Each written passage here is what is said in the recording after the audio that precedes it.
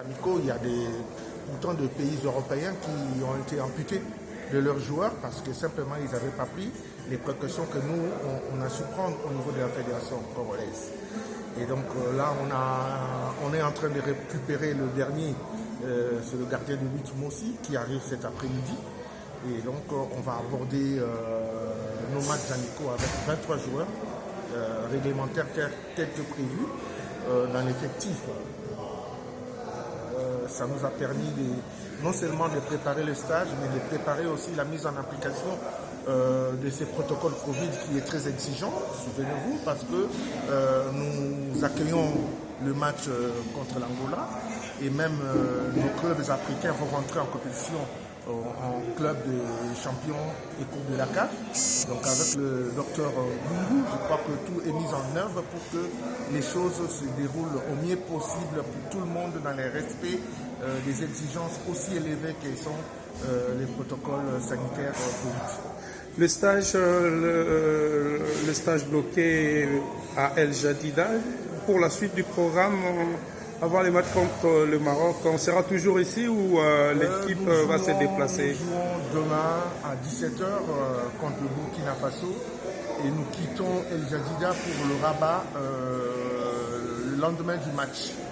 Donc nous allons installer notre camp à Rabat pour préparer le match contre le Maroc le 13 dans les conditions climatiques et techniques conformes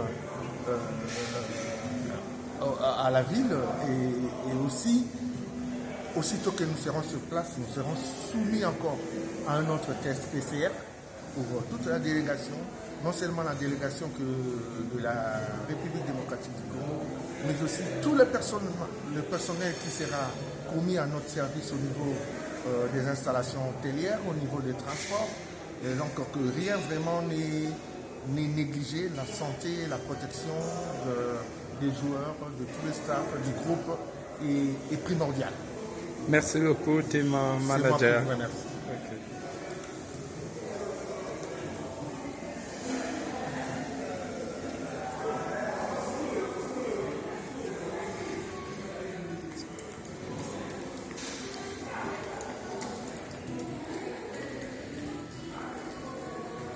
Avec ce passeport. Non, c'est quoi? Je l'ai appelé tout de suite.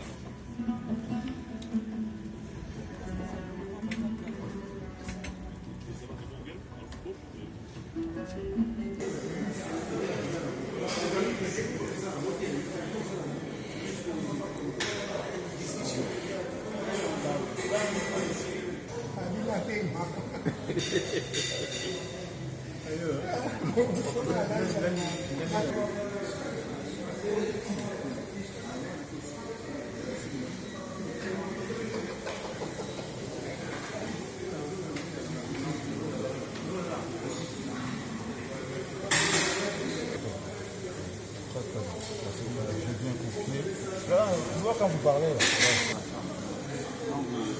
Moi, je suis un peu déçu. Je suis là, la séance, mais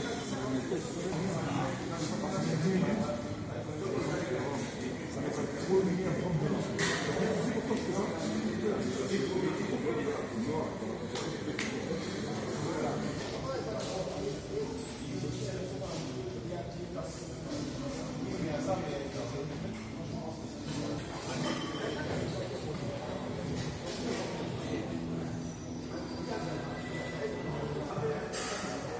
Salut docteur.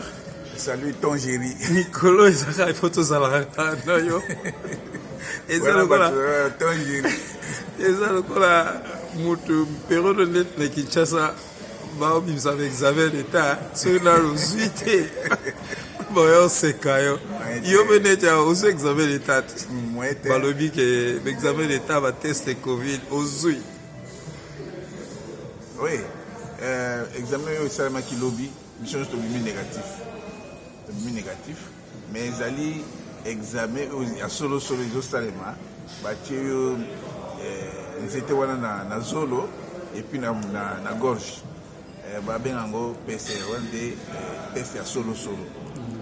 Par rapport au Yamakila, mais sur le plan international, test wana ndenge esalamaki lobi tobimi biso nyonso négatif délégation mobimba na bato hotel oyo bazosala awa na hotel parce que baza en contact na biso bato nyonso tout gouvernement ya Maroc alingaki ke bato nyonso basala examen wana donc yango nde esalemi tovalide tokosala lisusu le 11 avant match ya Maroc nyonso kosala na Rabat personnel ya hotel mpe bakosala yango voilà un peu comment les choses se passent. Docteur omoni soki tozozala nano mikolo nyonso mpo naomona neti biso na mboka na République démocratique du Congo tozomona mpenza makambo yango te awa nde banda tokomaki te naye komonaka eza grave eza liseke te makambo ya covid na guide sanitaire na biso ya FECOFA makambo nyonso ezala ke tozo kosenga bajoueur na bastaff balataka masque air nyonso basokola maboko air nyonso baaplikaka gel hydroalcoolique air nyonso et que tozala na bus distance air nyonso chambre d'hôtel mutu moko par chambre ezosala nde wana kitman ntango bazokende kopesa biloko yani bazolata bagant bazokopesa biloko ya entraînement na biloko nyonso tout baza toujours na bagant ntango avant entraînement ndenge bazokende mpe na entraînement équipe na ngai na équipe ya kitman tokei mpe todesinfecte na bapoto ya entraînement na baballon ya entraînement na filet ya bale na baplo na bacode nyonso tu na ban place bato bavanda na bajoueur ne bazoya babotine na bango mpe tozo kodesinfecte yango donc FECOFA epesaki bamoyen mpo biloko wana esalema mpo biso tozala mpe na respect ya barèglement oyo ya FIFA barèglement oyo ya mboka oyo elobaki ke soki boye il faut bosala boye ndenge biso tozosala soki tosisi entraînement bilamba nyonso to ya entraînement il faut kotia yango na saki moko baintendant baza na bagant bazwi biloko wana il faut kosokola yango na au moins 60 degré bagarde ndenge ezosalema voilà c'est comme ça que tozo kobunda mpo tokotaki na maladi te tobunda mpe na maladi te touti kolanda team manager Dodo ayebisi biso soki même un programme officiel échangé réunion technique baéchange ya bafani lisusu te bosola kaka na nzela ya telefone bambote wana liboso ya fair play technique botini baimage kaka na telefone komi baréunion technique virtuelle voilà et comme na vestiaire mpe tokokota te sauf bajoueur oyo bakozala le 11 oyo bakobala sinon eza kaka na ndenge bokomi kaka na stade ovandi kaka kote na bino et tout ça bazone moko ekozala ya biso donc staff na bajoueur zone moko ekozala ya baofficiel zone mosusu ya bamédia na bato baoya na match bajournaliste fo bazala teste biso tokovérifie est ce que bato tokobetala bango baza négatif tokovérifie mpe est ce que bajournaliste oyo baye kotala match kocouvrir événement oyo est ce que bazali négatif donc les deux équipes il faut bavérifier soki bato bazala na stade si basoki mpe basala mpe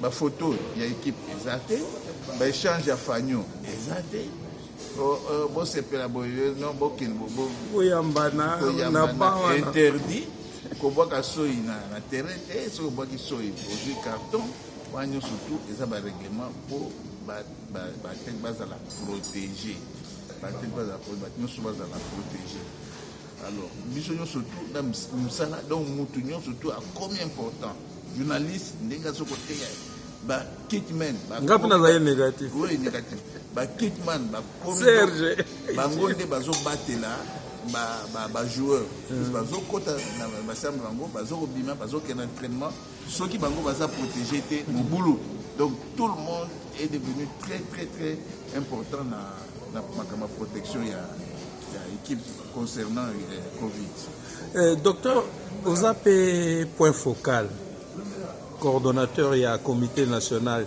ya FECOFA ya Covid so tobi tosala projection mpa na biso sikoyo neti baekipe ekotaka na botel wana si eske personnel wana oyo babokisaka bachambre tout ça En principe, il faut pas tester tout ça. Tout le monde doit être testé. Les joueurs paient, il ne faut pas tester. Ceux qui veulent salir,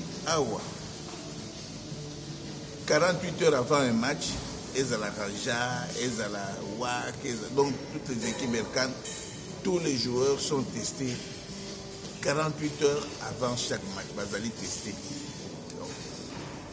Et quel test il y a mis à 30 $. Mais c'est pris en charge par le gouvernement. Il y a pas voyageur. Non, il n'y a pas voyageur. C'est ça question qui voyage. C'est ça question qui protéger mon opinion surtout. Pour être en contact avec les gens.